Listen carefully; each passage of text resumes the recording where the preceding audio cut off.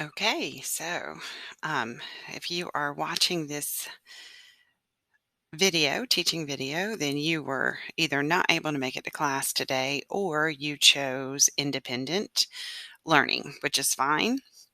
Unfortunately, you will not be able to watch this video that we're going to watch in class. I will record the class meeting, so maybe you can go back and do that. If you have a vocabulary account, student account, then you could search under civics and government for forms of government video.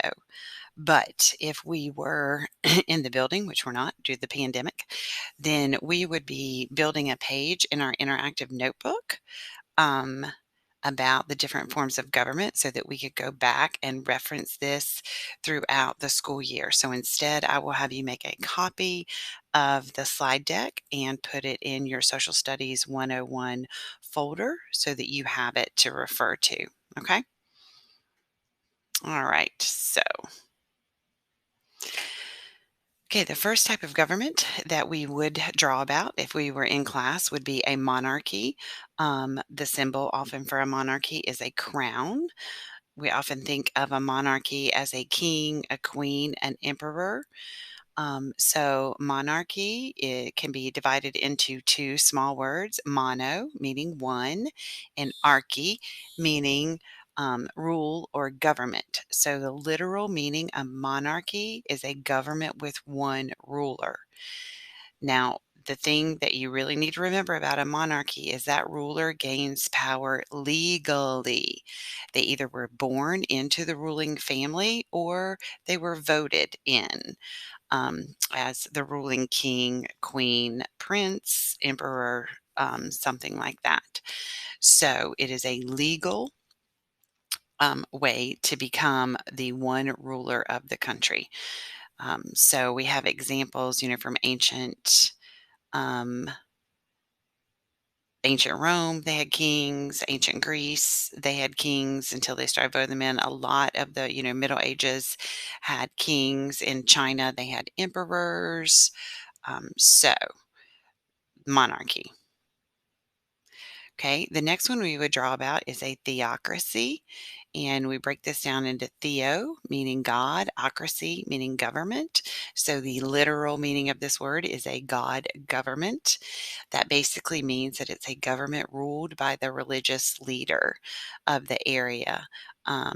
Your examples from last year would have been ancient Egypt, where you had the Pharaoh. They believed that he was a direct descendant of Ra, their head god. Saudi Arabia, their ruler is called a caliph, and he is their top religious leader. In Japan and in China, they also had some leaders that they felt like were given that right by the gods. But the reason that did not make them a theocracy is they just felt like the leadership was given to them by the gods. The difference in a theocracy, if you see here, it says, I am the priest and the king. So the Pharaoh would also have been the head priest as well as their king. And the caliph in Saudi Arabia or in Muslim societies is the head priest and also the head ruler. So their religion really drives their laws and their government. That's a theocracy. Okay. Don't know why it's not just moving for me. Okay. Oligarchy. Oligarchy is broken into the two small words of oligos, meaning few, and archy, again, meaning rule or government. So this is a type of government that's ruled by a few. Either they're the top rich or the strongest, and this creates a small, powerful government. The example we would have drawn would have been we, the top wealthy, are the rulers. Ancient Sparta was an oligarchy. Their top soldiers were the government. And so it's a very small government of just a few, and there's some criteria. Either they're the wealthiest, they're the most landowners, they own the most cattle, which is also wealth, land and cattle, or they were the strongest soldiers. So that is an oligarchy. Okay. I figured this out. Okay, dictatorship or tyranny, they are interchangeable, those two. The head of a, if you call it a tyranny, then you would call them a tyrant or a dictatorship. In the background, I have Adolf Hitler. He's a very famous dictator or tyrant. So the definition is almost the same as a monarchy, and is that it's one ruler. However, the difference is this ruler gained their power illegally. They were not voted in. It's not their birthright, and they took it over usually by force, killing the king, exiling the ruler, forcing the ruler to run away from the area.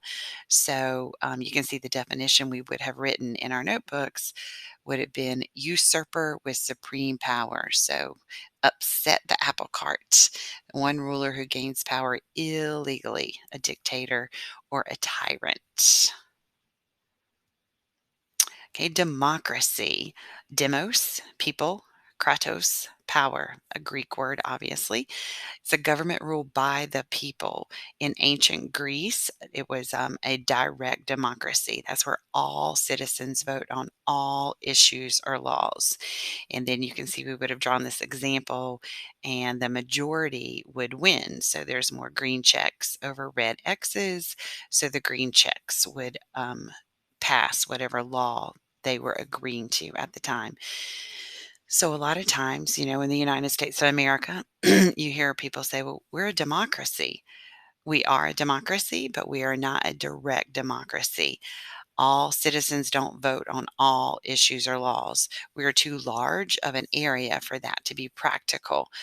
I wouldn't be able to have a job if I was expected to vote on all laws, because it wasn't just voting.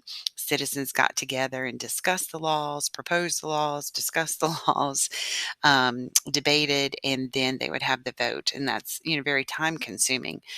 So this would need to be in a smaller society for a direct democracy or a true democracy to exist. Okay, what we have in the United States is a republic. And you say this when you say the Pledge of Allegiance.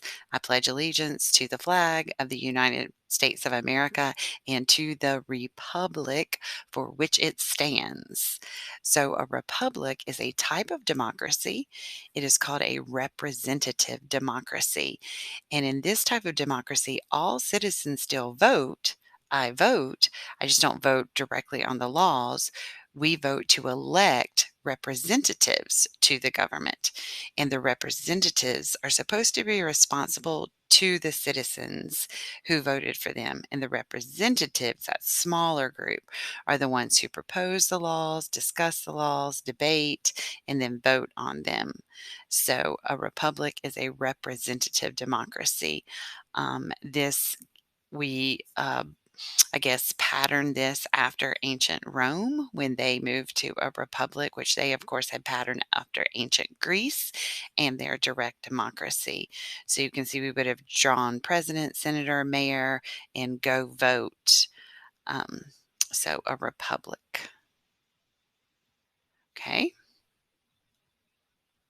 Now, after we'd have drawn all those things, we would have had, the page with those six. And of course, you're going to have the slide deck. So you'll be able to refer back to it. And you can even refer back to it when you do this check in. So on the slide deck, and I also have it linked as I think the practice, you will click here and you will go through this forms of government check-in, okay? And so they're mostly all multiple choice. Let's see if I put any that are not multiple choice. Okay, they're all multiple choice. So you can use the slide deck to help you answer this, to go back and forth. So don't just rush through it. Go back to your slide deck and use it in order to see how well you can do on what you understand. Okay? All right. Bye.